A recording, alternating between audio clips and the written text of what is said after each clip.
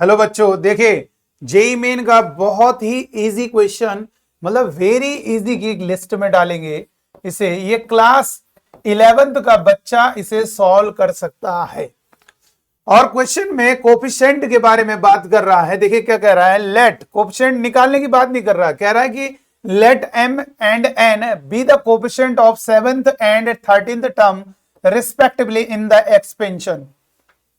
इसके एक्सपेंशन का जो 7th टर्म है उसका जो कोफिशिएंट होगा स्मॉल m है, और जो इसका जो 13th टर्म है इसके एक्सपेंशन का वो हमारा क्या है, स्मॉल n है, और उनका रेशियो और की पावर 1/3। कोई दिक्कत नहीं। इसके एक्सपेंशन में टोटल टर्म होल पावर 18 है तो 19 होगा। 19 में 7th नंबर पे जो आ रहा है और जो 13 नंबर पे आ रहा है उनके जो कोफिशिएंट है, एक को m नाम दिया 7th वाले को और 13th वाले को n, उनका रेशियो निकाला। सबसे पहले आपको एक चीज बात बताएं, जैसे अगर मैंने कहा एक्स क्यूब प्लस 1/x², और ये मान लीजिए 3 की होल पावर 10 है, और मैंने कहा इसमें फिफ्थ टर्म का मतलब है, ये फिफ्थ टर्म का मतलब कोफिशिएंट ऑफ फिफ्थ टर्म। जरा देखिएगा, एक टेक्निक बता रहे हैं।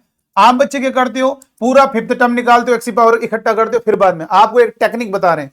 अगर कोफिशिएंट निकालना है केवल फिफ्थ टर्म का कोफिशिएंट, उसका फंडा ये है कि आप सी के नीचे हमेशा एक कम करोगे फिफ्थ टर्म का कोफिशिएंट, तो सी के नीचे 4 लिखोगे, होल पावर यहां लिखनी है 10। अब आपको दूसरे नंबर पे इसको लिखना है, लेकिन ये ध्यान रहे आपको कोफिशिएंट चाहिए तो x इक्वल टू 1 रख देना।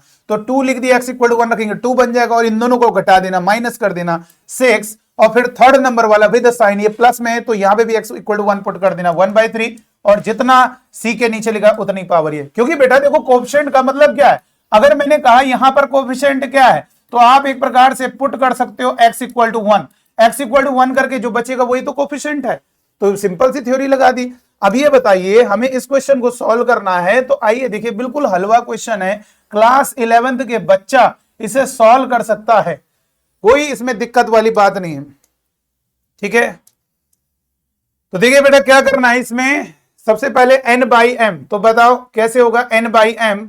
तो यहां पर n क्या है आपका 13th टर्म, तो 13th टर्म क्या होगा, c के नीचे लिखोगे एक कम लिखोगे 12, और ये होल पावर 18, और दूसरे नंबर पे आएगा और x इक्वल टू 1 रख दोगे तो 1/3 की होल पावर 18 में 12 माइनस होगा 6, और थर्ड नंबर पे आएगा x इक्वल टू 1 रख देना 1/2 की होल पावर 12, और डिवाइड में कितना होगा बेटा, ये आपका m यानी आपका 7th टर्म, तो c के नीचे लिखोगे एक कम 6 और ये ऊपर 18, और यहां पर x इक्वल टू 1 रखोगे 1/3 की होल पावर, इन दोनों को माइनस करोगे 12, और थर्ड नंबर पर 1/2 की होल पावर जितना c के नीचे लिखा 6।